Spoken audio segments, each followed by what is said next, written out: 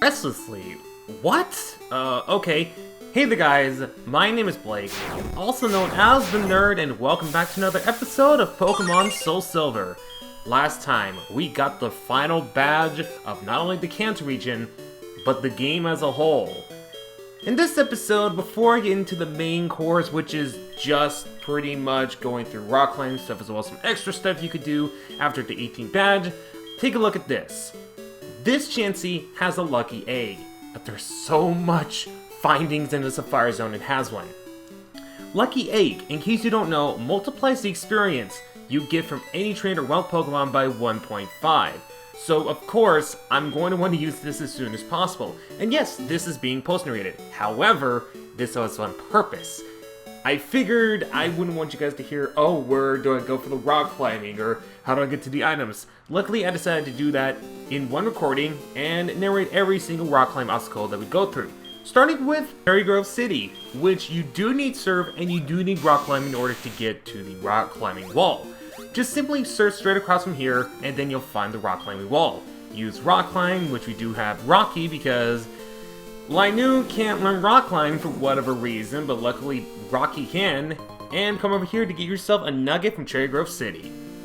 Pal Park has something new to add to the National Pokedex, which you could do immediately after getting the National Pokedex, but I didn't feel it would blend into what we're doing, which was getting all the Kanto badges, doing everything in Kanto, and I could have done it while we were stopping at Johto for Ho-Oh, but I really just wanted to stop in for Ho-Oh. The bug catching contest is very similar to the bug catching contest, but only on Tuesdays to the one you could do before getting the National Pokedex, with the only difference being the level difference. Major level spike. However, on Thursdays and Saturdays, the bug catching contest will work a little differently, but that I mean the different amount of Pokemon you can catch. A lot of these will be in the post-National Pokedex form, which means plenty of Pokemon outside of Johto and Kanto. More specifically, on Thursdays, it'd be Silcoon, as you can see here, and Dustox, where on Saturdays is Cascoon and Beautifly, the only exclusive Pokemon. Of course, alongside that, you also get Cricketods, Cricketoons, Wurmples, and different prizes for doing the bug catching contest during the post-National Pokedex, which is stones, not just sunstones. I would notice because, wait for it, I won with a freaking Wurmple. I won the contest with a freaking Wurmple. Yeah, even I'm in shock too. But you do get different variety of stones, not just sunstones, including stones of post-National Pokedex, well, post-game evolutionary lines, which again could have been in the Johto/Kanto Pokedex. But that's not the reason we're here in the National Park. Rock climb up here to get yourself an item contained all the way up there, which if you were to spot that earlier, you would find no way of getting it. And it contains a shiny stone, good for evolving a Togetic into Togekiss. Mount Mortar has a ton of rock climbing options, including one at the beginning of the mahogany side of the area, if I recall. Just simply rock climb up there, spray repel so that you don't run into any wild low-level Pokemon that may annoy you while you're rock climbing, obviously, and just keep running down this little cavern right here. This was not available in the original version, however, by rock climbing in Heart Gold and SoulSilver all the way down the slope here, you'll be able to find another Pokeball item which contains a Dubious Disc. This is how you get a level 1 Porygon Z if you're interested in that. Simply trade a Porygon 2 with the Dubious Disc and boom, instant Porygon Z, which why wasn't it in the Johto Pokedex? But alongside that, there's also a lot of rock climbing areas in the upper floor, past the first floor. A lot of it just contains items you normally would find by doing these sort of things as well, but there is one particular item I am going to show off later on, but just know you can get nuggets and medication stuff, and just by going for rock climbing. If you haven't beat the Dojo Master yet, now it's the perfect time to do so because I believe you don't need rock climb, but I think it just makes it easier to use rock climb. I won't show off every single rock climbing skill you can use. I'm just going to show off the most important ones because if I were to be here just doing all the rock climbing, we'd be here for a while and it'd be PETA. Funny enough, I actually mentioned that because I actually nicknamed my Onyx in Platinum when I used to as a slave PETA because I remember it was very difficult to catch that in Platinum and it wasn't even a team member. But rock climb this final one down here, the last one I'll show off, for Protector, good for training a Rhydon for a Rhyperior. Route 47, or the route before Olivine City, actually has another rock climbing scale that allows you to go to the other route, which luckily I'm post-narrating because I don't quite remember the routes very well. Oh, never mind, that was Route 39, this is Route 38. Man, I'm way off. But rock climb up there and rock climb down here to give yourself another item, which does not contain another Trade Evolution item, but rather contains a Lax Insect, good for breeding Snorlax. This is the most obvious rock climb evidence that we have from Olivine City, just right next to the lighthouse. Doesn't go to that item over there like I anticipated, but instead if you rock climb down these short simple rocks, you get yourself a rare candy inside that rock, which is really nice. But if you wanted to know how you got that item over there, you just needed to surf. Good to know I missed a spot while surfing, and all that worth it for a team you could just get in the Goldenrod department store for free. Fantastic. Oh look, it's Crasher Wake, the one who gave us the mask, and is also the gym leader of that one Sinnoh gym in the place with the marsh, which is considered one of the least favorable safari zones, at least from what I know. He doesn't serve a purpose other than just looking at this waterfall and calling you a masked fanatic.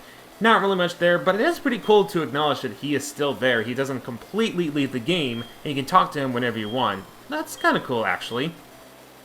But the main reason we're here on Route 48 and Route 47 is to surf across once you reach the bottom part of the cave. I've forgotten what it's called, but just keep surfing to the left and you'll come across some rock climbing areas.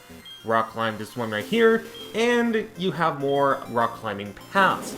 However, if you make a left after hitting this rock climb area, you'll be able to grab yourself a Stardust. You'll be getting a lot of Stardust if you do this rock climbing, trust me, because after this, oh boy, I was really freaking rich. But rock climb over here, and you'll actually stop by a little cavern. If you talk to this guy, he'll tell you some ancient mysteries about what used to be in this cavern, which was a tower, which it used to be down on the ground and up in the sky. What is this, Pokemon Mystery Dungeon Explorers of Sky? Did they predict that? I doubt it. That's just me talking out of my mind ever so, not thoughtfully. I don't know how to word, but you guys already knew that. So now just rock climb down here and you'll be able to get yourself another item. And no, that little island spot does not contain any places you can surf, unfortunately. I hate to tell you this, but you do get a wave incense in exchange for that. Good for Mantine. And one last spot you can do the rock climb thing towards the new areas exclusively to these games.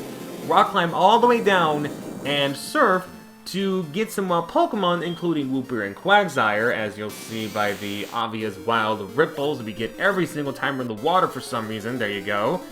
But if you surf all the way to the top right corner and check the rock here, you'll find yourself a big pearl. More money for you!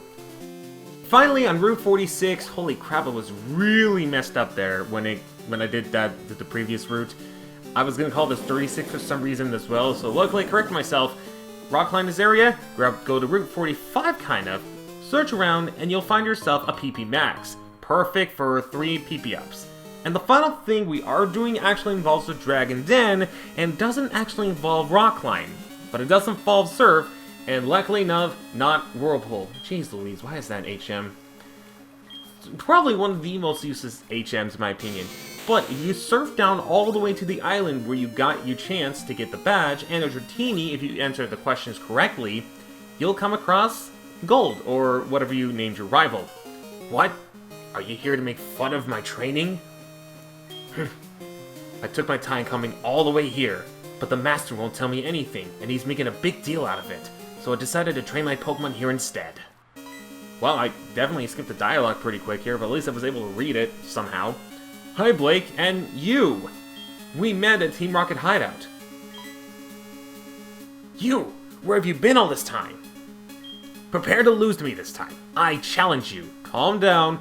I was a bit of a hurry then. Sorry for that, but I always welcome challengers. How about a double battle? You can't beat me on one-on-one. Come on, a double battle's really not that bad. You'll be on my side, Blake. Well then, well, yeah, okay, I'm just skipping the rest of this dialogue. Holy crap, I didn't realize I actually did it that fast. Jeez Louise, I definitely sped up for sure. Going over what Lance and Claire's Pokemon are individually, I'll start with Claire since she's actually the lower level out of the 2 opponents you can face. She has a Dragonite level 52, Shed Skin for the ability, with Thunder Wave, Flamethrower, Dragon Rush, and Thunderbolt. Kingdra is level 56, not her highest level Pokemon surprisingly, Sniper for the ability, with Ice Beam, Beyond, Dragon Breath, and Hydro Pump, and Dragonite with Protect, Thunder, Dragon Breath, and Hyper Beam. Having Inner Focus just like Lance's Dragonite, which I guess is doing it kind of out of order. I'll explain that right now. It's level 75, with Draco Meteor, Fire Punch, Safeguard, and Hyper Beam.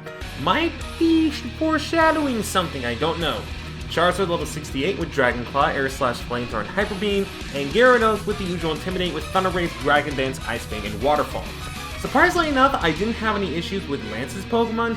It was just one of Claire's Pokemon I was really having troubles with, because Yawn is not that good of a move to deal with. And of course, your rival will have to starter that's the opposite of yours, in which case it is Feraligatr level 60 with Ice Fang, Slash, Aqua Tail and Crunch, Crobat level 58 with Air Cutter, Bite, Confuse Rain Toxic, and Gengar with Dark Pulse, Confuse Ray, Sludge Bomb, and Shadow Ball. Overall, it's a pretty nice challenge, especially coming from Lance. Once again, Claire's wasn't really that good. If you are going to set up, make sure you set up before Claire's Kingdra comes in, because that Kingdra comes in, you're in for a heap of trouble. And that's pretty much about it. Once again, Lance's Pokemon are really tough, but if you know what you're doing, they're really not that bad despite being really high leveled. It's just on Claire's side that it causes a lot more trouble. Otherwise, it's pretty simple and a pretty fun challenge overall. I'm actually glad this is part of the post-National Pokedex portion. Jeez Louise, throughout this entire playthrough there's been a ton of stutters, I'm fully aware of that. But we have successfully beat Lance and we've beaten Claire, which means we get a lot of money. So you saw there, which was pretty fast, we were able to get 44,000 Pokédollars just by beating both of them. And Claire, I must excuse myself. Blake, it was a fun battle. That goes for you, wise guy. I'm actually surprised I was able to read all that through dialogue.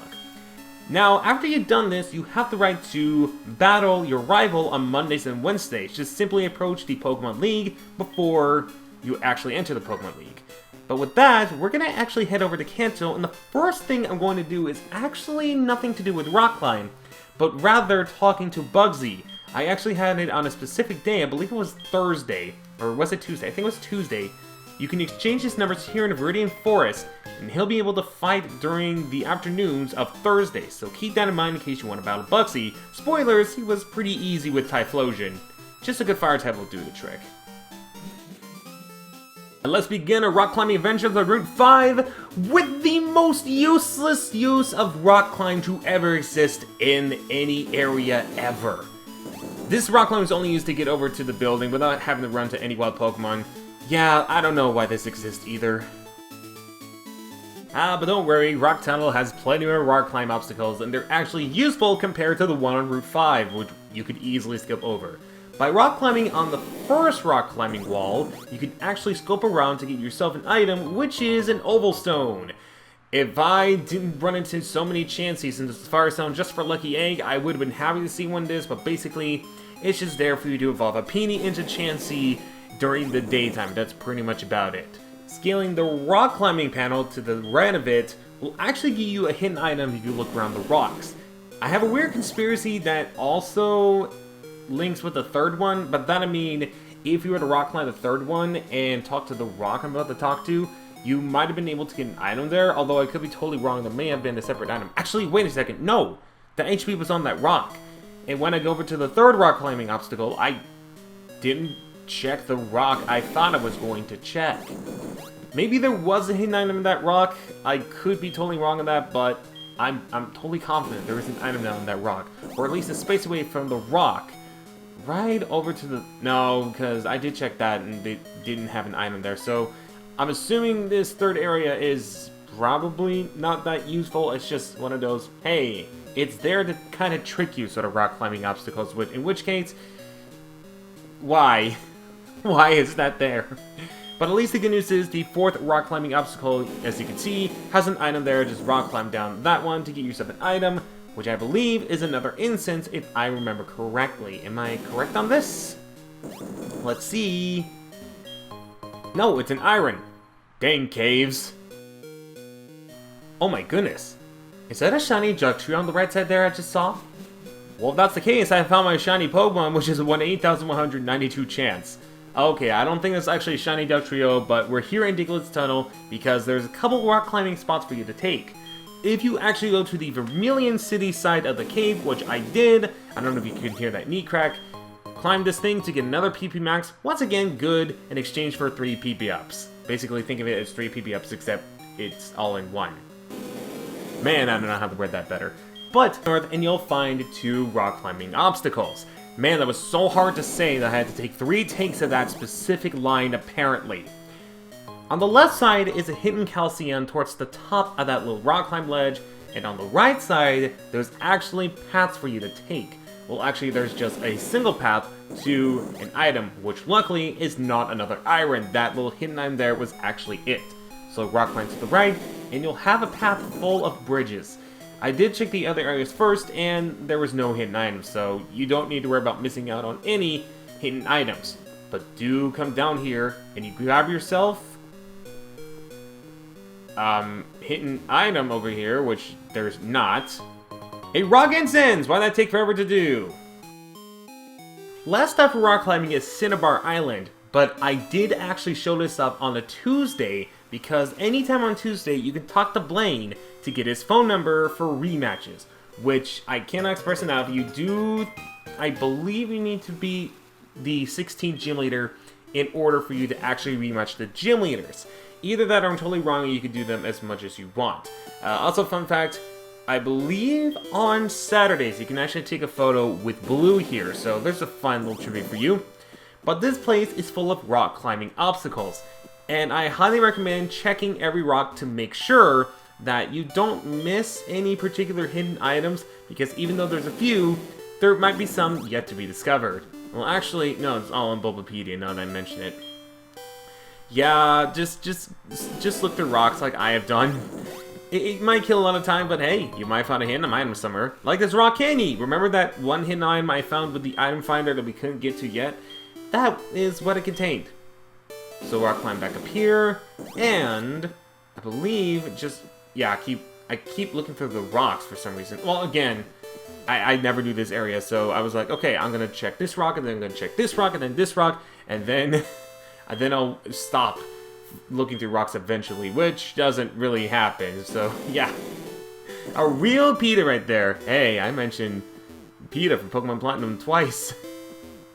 Gosh, I didn't like that Pokemon Platinum playthrough. Don't get me wrong, there were some really good enjoyable parts about that Platinum playthrough, but holy crap, me saying boy way too many times just easily irritated me. So this is by far the best 4th gen playthrough so far. Yeah, the only good one actually. Magmarizer is what we get over here. Good for trading a Magmar to get a Magmortar. And once again, checking rocks, checking areas. I really should have had an item finder on if I was going to do it this much, but holy cow, I didn't think I was going to check every single area of this entire place. Another rock climbing place that takes you to the same one. Yeah, there are multiple rock climbing paths. Actually, I never checked the one down below now that I think about it, but probably wouldn't have led to any items in particular. But this last one over here will contain an iron. Plenty of defense opportunities and or money, depending on how I look at it, which for me is cold hard cash, because at the end of the day, I'm going to be even more rich than I ever was. So final rock climbing obstacle is just down these stairs, and rock climb all the way down here, and you're immediately pretty close to the Pokemon Center. So the final thing I am going to do is actually call one of the gym leaders. You remember Morty when we talked to him when we were going to face Ho-Oh. On Tuesday night, which is from 12 a.m. to, I believe, 6 a.m., or sorry, 10 p.m. to 6 a.m., you can call Morty at any point. I'll provide a link in the description below for all the trainers you can actually face, courtesy of Cerebi, and what times they can be located and what times they can be called at, aka their free time. And speaking of Morty, this is Sephiroth's first battle as an Umbreon, which I really wish happened when we actually faced Morty for the first time, but hey, better now than never, right? Now, Morty is going to be the only Pokemon or gym leader I actually cover his Pokemon for, because the other ones are completely optional, much like Morty is. So, Morty's Pokemon include a Drifblim, which you're seeing right now, unless it's fainted, because I actually have the info on here. It's actually Gengar. But Drifblim is level 52, with Shadow Ball, Substitute Thunderbolt, Disney Bomb with Unburdened for the ability, holding a Citrus Berry. He's also got a Gengar, who actually has 2 Gengars. One of them is at level 57 with Shadow Ball, Substitute, Thunderbolt, Disney Ball. The other one is also 57, Shadow Ball, Hypnosis, Focus Blast, and Confuse Ray. He also has a Sableye at level 52 with Fake Out, Ice Punch, Brick Break, and Sucker Punch. Good for Dark type, so he has some pretty good counters to that. He also has his Magius at level 54 with Astonish, Mean Look, Perish, and Confuse Ray, with Levitate for the ability, and Stall for Sableye's ability. I don't know why he has the worst ability on that Sableye. And Dusknoir, the most annoying one on his team. Level 52, Pressure for the ability, constantly going for Will-O-Wisp, as well as Substitutes just to annoy you, Pain Split and Payback being his only move. I'm not a big fan of fighting this Dusknoir when we see it, because holy crap, he was the main reason this battle took forever. The other Pokemon weren't so bad. You know, maybe a couple exceptions like the Gengar and I think the one with Focus Blast, I think, was the more troublesome one. The one with Thunderbolt wasn't too bad because of Sephiroth's special defense. But my gosh, that Dusknoir, just found so many ways to irritate me. I'm not a fan of Dusknoir now because of this. Don't get me wrong, Dusknoir has great, like, probably the best design out of the 4th generation evolutions, aside from Electivire and, heck, Porygon Z. I love Porygon Z. Because of its design. In fact, there's so many good designs for the evolutions of previous generation Pokemon. Oh, and Glade too. Those are definitely good. But when it comes to the stats and the moves you can learn, Dusknoir, it's just so painful to deal with. It's fun when you use it, but like when the opponent uses it, man, it's so painful. So painful, in fact, I messed up my sentences once again. Sentences! How do they work? There we go. Reference to, my older quotes I used to do. Actually, that one I don't mind using that much more. I really should, because holy crap, my grammar with this entire playthrough has been on and off, I won't lie. It really has been. Man, this has been really an enjoyable playthrough, though. I'm surprised that Dusknoir... Did that Dusknoir really... Oh yeah, because of the burn. Yeah, once again, not a huge fan of this Dusknoir whatsoever. Just... Well, it was every physical attacker, just cripples them. I could have confused Rate, honestly, but honestly, I don't feel like it would have been that useful. I don't know why I thought that. But the opportunity to rematch the gym leader, fantastic for not only experience, but for money. And an amazing addition that I'm really super happy that they added, and I'm really glad they handled it extremely well. Again, going through this semi-blind 9 years later, and I can totally see why people enjoy these, because it's a fun challenge, and it definitely has its really big ups and very few downs. I'd say the very few downs are the Pokemon that annoy me, like Dusknoir, and ones that don't give out a lot of experience, like, spoilers again for Buxy, Buxy Shedinja, which, with a lucky egg, only gives you around 1,300 experience, so that's really not that big of experience. But hey, at least you can see a Shedinja, which is very rare. You see it on gym leaders, so that's something. But once they do that, they will leave, and don't worry, you can call them as many times as you want, to rematch them as many times as you want, as long as you're within that period. I could once again just call Morty, but I decided not to. I just really wanted to show that off, and of course as soon as I got into a battle, Jimmy wants to battle me after a gym leader battle.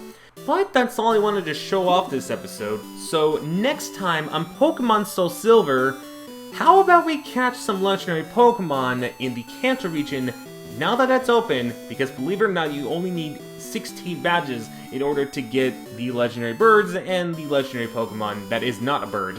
The weirdest way I could have worded it. But if you missed any episodes or want to see them again from the past, check it out in the playlist down in the description below, the eye in the top right corner, or the upcoming end slate. With all that being said though, my name is Blake, also known as the Nerd, and I will see you guys in the next episode. So until we meet again, do remember to take care, and wow, I really cut that footage short. I thought I had way more time to say all that.